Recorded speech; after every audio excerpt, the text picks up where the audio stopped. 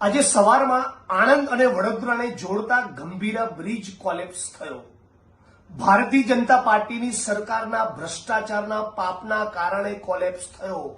આમના પાપના કારણે તક્ષશિલા કાંડ સર્જાયો. રાજકોટનો ટીઆરપી ગેમિંગ ઝોનનો કાંડ પણ આમના ભ્રષ્ટાચારના પાપના કારણે. બોટ ઊંધી પડીને હરણી કાંડ થયો વડોદરામાં, એમના પાપના કારણે. અને મોરબીનો કાંડ પણ આમના પાપના કારણે. અને નવો આ બ્રિજ કોલેપ્સ થયો. 5 થી વધારે વાહનો ખાબક્યા અને અત્યાર સુધીના સમાચાર પ્રમાણે લગભગ 5 લોકોના મૃત્યુ થયા છે. આ મૃત્યુ નથી, આ હત્યા છે. ભ્રષ્ટાચારના પાપના કારણે થયેલા ખૂન, જેમાં અધિકારીઓ અને ભારતીય જનતા પાર્ટીના નેતાઓ મોટા ભાગના પ્રકરણમાં સંડોવાયેલા હોય છે.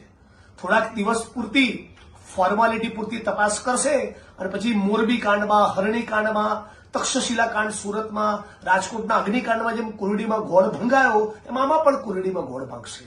હું સમગ્ર ગુજરાતની જનતાને વિનંતી કરું છું, 6.5 કરોડ ગુજરાતીઓ એક બની માગણી કરીએ કે આ ગુજરાતના મુખ્યમંત્રી પોતે રાજીનામું આપી દે, અને રાજીનામું ન આપવું હોય તો તાબડતોબ એક એવી એસઆઈટીનું ગઠન કરે જેમાં સત્તાધારી પક્ષ 2 માણસોના નામ નક્કી કરે અને વિપક્ષ 2 માણસોના નામ નક્કી કરે.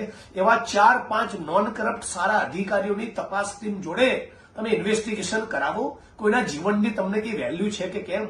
મોરબીમાં 150 લોકો મરી ગયા, ભડતું થઈ ગયા ટીઆરપીની આગમાં 26-28 લોકો, હરણીકાંડમાં માસૂમ બાળકો મરી ગયા.